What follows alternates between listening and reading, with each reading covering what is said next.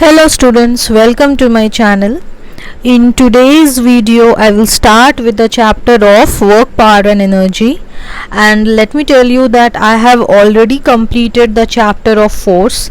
In case you have missed it, you please click on the I button or you can check your description box also. The first chapter of force is completed and today I will start with work, power and energy. Now the topics which I will teach today is work, its definition and expression, special cases of work done by the force of gravity, and units of work. Okay, so let's get started. Now before I start, let me remind you that you all take out your copies and start writing as I teach you, because if you keep on writing it will be easy for you to remember in future. Okay, so keep writing in your copy whatever I am teaching you. So let's start. First subtopic is work. Let us first try to define work. Work is said to be done only when the force applied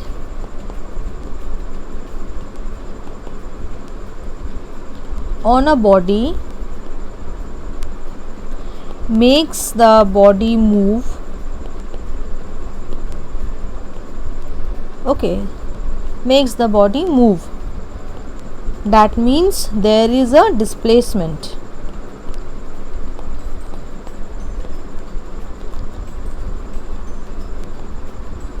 Okay, so what this definition says, work is said to be done only when the force applied on a body makes the body move. So that means if the force is unable to move the body, then no work will be done. Okay, for example, let me tell you the case when work is done. Say this is your car. I'm just drawing a schematic diagram. This is your car, rough diagram. Okay, this is your car, and say there is a person who is pushing the car. Now if the person is pushing the car and he is able to move the car for certain distance, then we can say yes, work is done. Okay, but take another example. Say you have a wall, a fixed rigid wall, and a person is trying to push the wall but the wall will be unable to move, so we will say no work is done. So in this case what we see, that even though the man has applied force but the wall does not move, there is no displacement of wall. Okay, no displacement of wall, so we will say no work is done. Alright, so the criteria for work to be done is that there should be a displacement.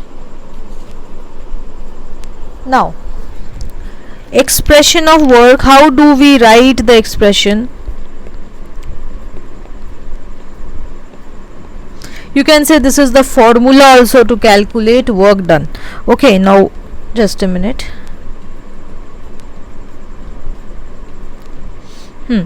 Work done is force into displacement into cos of the angle between force and displacement. Okay, let me write here first my symbols. W stands for work, F stands for force, S, capital S, stands for displacement, and theta is the angle between force and displacement. Okay, now let me give you one example here to explain.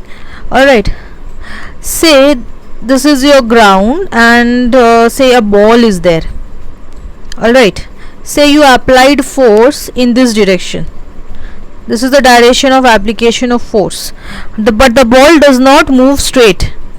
Okay, the ball does not move straight, instead it goes in this direction. Say in this direction there is displacement. So you can very well understand that your force and displacement are not in same direction.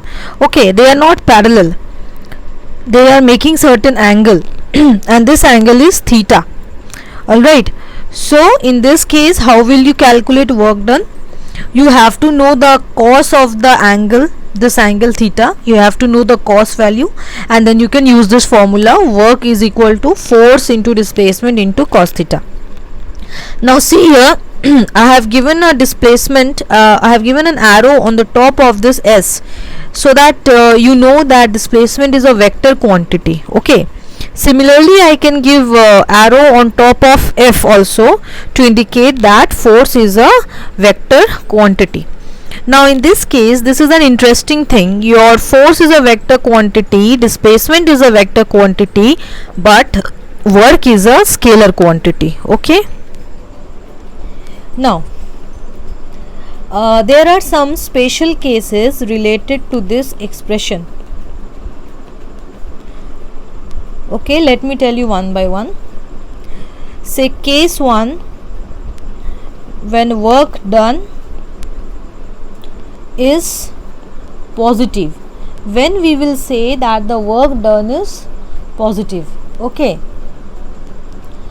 see here, suppose if your displacement vector S and force vector are in same direction, okay, means I want to say that your theta is 0 degree, in that case your work done F into S cos 0 degree, all of us know cos 0 is 1, so work done is simply F into S, we are getting a positive result.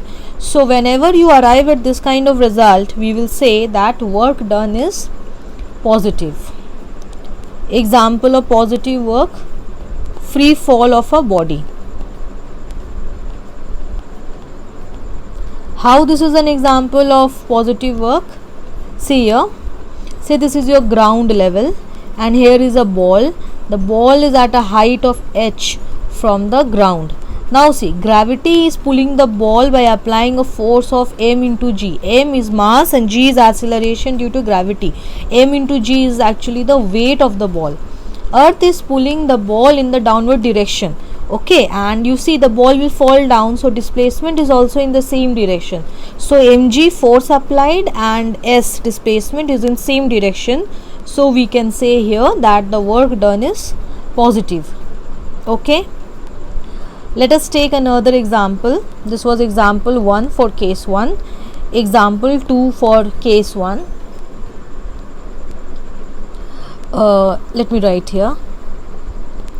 A coolie does work on the load when he raises it up against the force of gravity. Okay, now see, how can I say here that your work done is positive? See here, say your load is on the ground. Okay, it is kept on the floor. The weight of the load is acting downwards, m into g. M is the mass of the load and g is acceleration due to gravity. Say the coolie wants to lift it to a height h above the ground. So the coolie has to apply force in this direction opposite to mg. Do you understand? This force F is opposite to mg. Now this is the direction of force and this is also the direction of displacement. So this is also an example of positive work.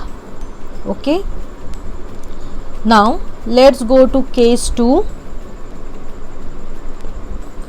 Case 2, zero work. Okay, just a minute.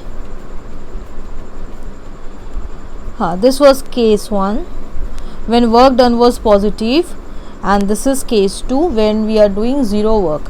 When it is possible, see here, we all know the formula of work done, Fs cos theta. Suppose your theta is 90 degree.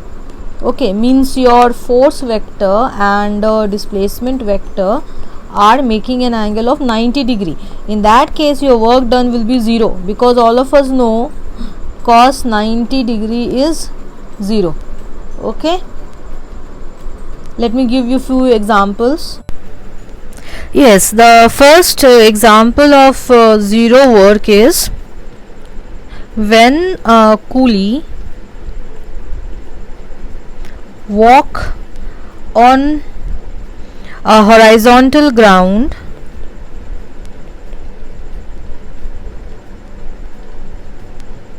while carrying a load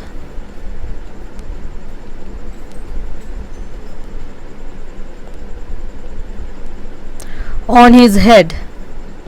Okay, so in this case no work is done. When a coolie walk on a horizontal ground while carrying a load on his head. How? Now see here, suppose this is your coolie. Okay, he is walking on a horizontal road, so this is the direction of his displacement. He is carrying load on his head. Okay, he is holding it with his hand, is carrying load. Now as we know that the weight of the load will act downwards, so mg is acting downwards. In this case, see here, your mg force of gravity on the block, that is the weight of the block, is acting downwards, and this is the direction of your displacement. So naturally the angle is 90 degree, and you know cos 90 is 0, so no work is done. Okay, second example of zero work, when a body moves in a circular path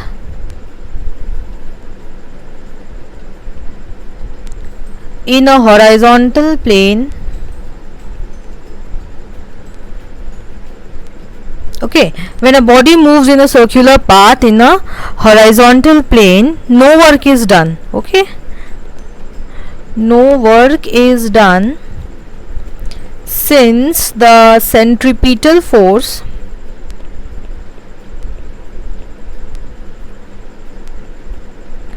on the body is directed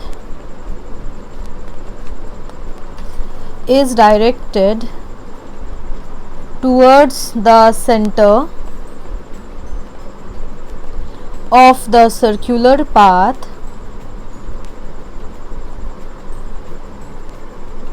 and displacement at all instants is along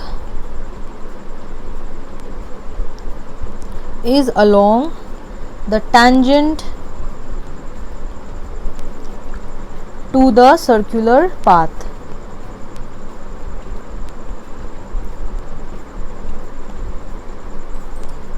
See, what does it mean? If you remember, in the first chapter I taught you uniform circular motion.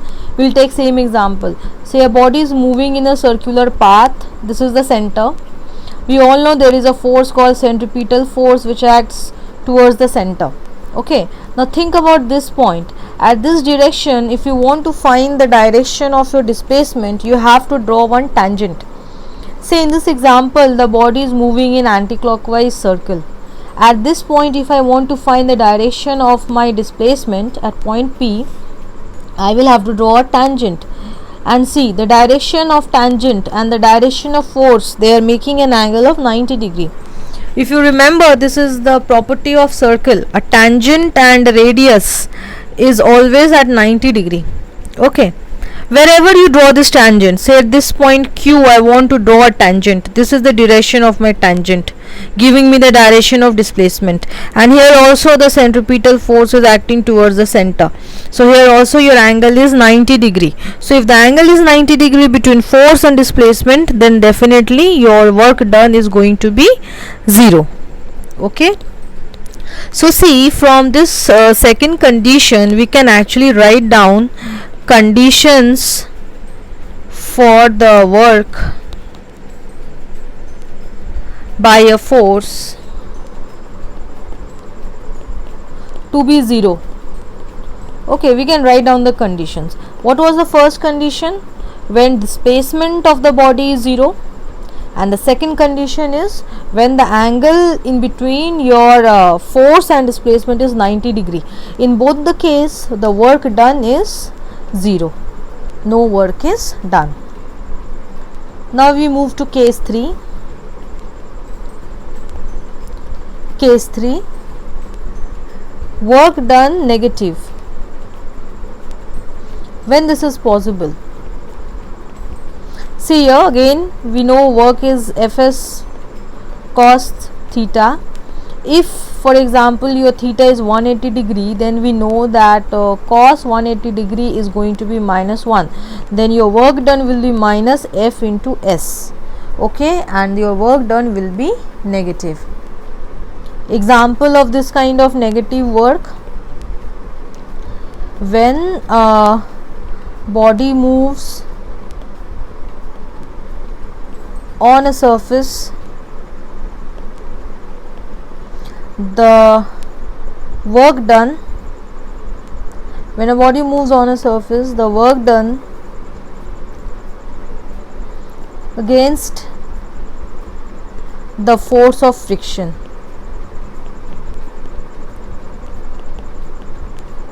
Okay, say you are trying to move on this horizontal ground.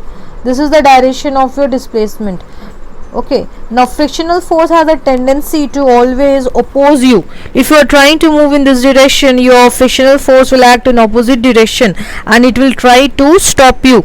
So in that case, see here, your F and S, they are making an angle of 180 degree. This is the direction of your displacement vector and this is the direction of your frictional force. So angle in between is 180 degree. So here negative work is done. Okay. Second example of negative work: when a ball, just say when a ball, I'm not writing the mass of the ball, it's of no use. When a ball is thrown upwards to a height, okay, work done against gravity is 0. What does it mean? See, when you have thrown a ball upwards, your ball is going up. This is the direction of your displacement, it is going up, but gravity is trying to pull the body down, mg. Due to the weight of this body, the body will have a tendency to go down. So the weight force due to gravity and your displacement, they are anti-parallel. So again the angle in between them is, you can make out here, right? This is displacement vector and this is your force vector, mg here, weight of the ball or the body, and the angle in between is 180 degree. So again in this case your work done is negative. Okay. Students, I hope you are understanding my lecture. In case you want to have one-to-one online session with me to clear your doubts, you can contact me at amiclasses@gmail.com. Okay. And as you are viewing this video, I would like all of you to like my video. Come on, like my video as soon as possible, so that I get little bit boost up to make good videos for you. Okay, so like it. Now let's move to the next topic: work done by the force of gravity. We will find an expression for the work done by the force of gravity.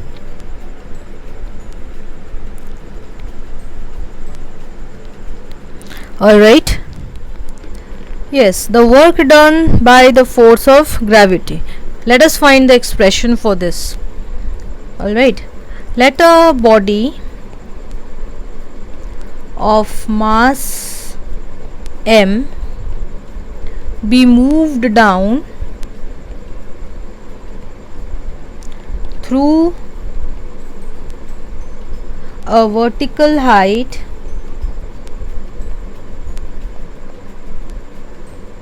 h either directly or through an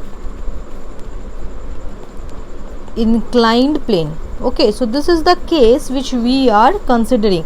Say at a certain height h above the ground there is a body which we are trying to move down. We can move it down straight, okay, or we can move it down with the help of one inclined plane. Whatever be the case, see here, whatever be the case, the block is at this height. Okay, so it is kept on certain platform. The weight of the block is acting downwards. Mg is the weight, m is the mass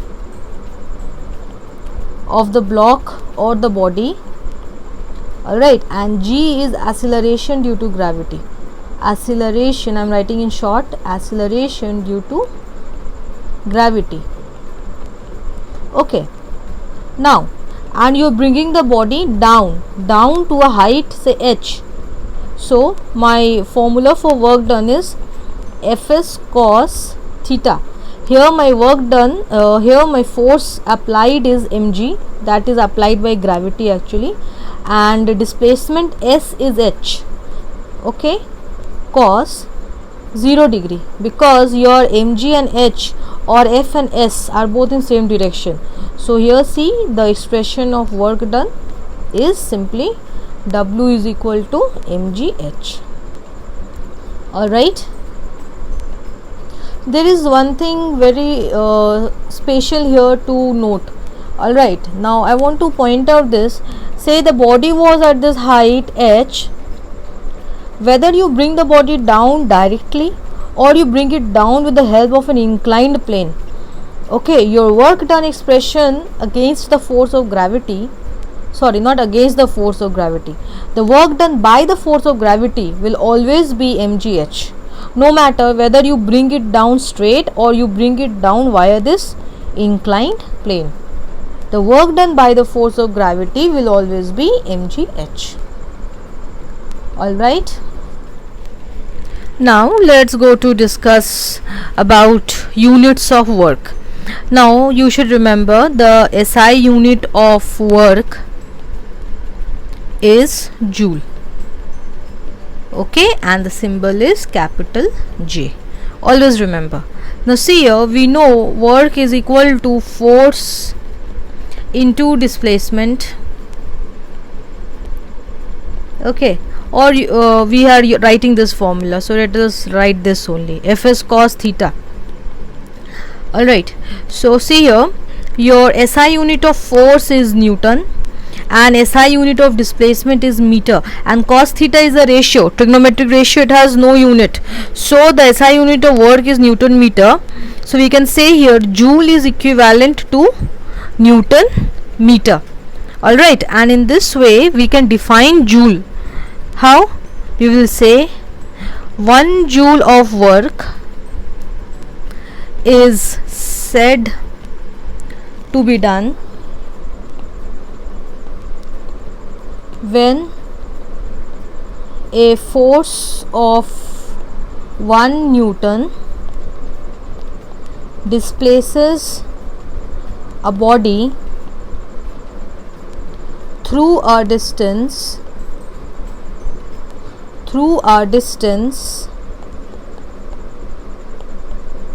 of 1 meter in its own direction. Okay, so this is how we define joule. Similarly, we can define urge also. Let me write here in red. Okay, no, let me write it in yellow, it will be visible better. See here, that was the SI unit, I am writing here. CGS unit of work is urge. Many people pronounce it as erg also, both are correct. Okay, so we know here work formula is Fs cos theta, so we can say here erg is equal to, now see what is the CGS unit of force, it is dyne. all right, and CGS unit of displacement is centimeter. So yes, my erg, 1 erg is equal to dyne, 1 dyne into 1 centimeter. I can define erg in similar way. Now see here instead of writing in joule, I will say erg. 1 erg of work is said to be done when a force of, I will say 1 dyne, I will not say 1 Newton. When a force of 1 Newton displaces a body through a distance of 1 centimeter in its own direction. So in this way I can define the CGS unit of work. Now what is the relation between your SI unit and CGS unit? See here, we write here 1 joule is equal to 1 Newton into 1 meter. Alright, now we know 1 Newton is 10 to the power of 5 dyne. This is coming from the chapter of force. Okay, 1 Newton is 10 to the power of 5 dyne and 1 meter is 100 centimeter. So this is 10 to the power of 7 dyne centimeter, or dyne centimeter we can write as erg. Just now we saw, right, your dyne centimeter is erg. So 1 joule is 10 to the power of 7 erg.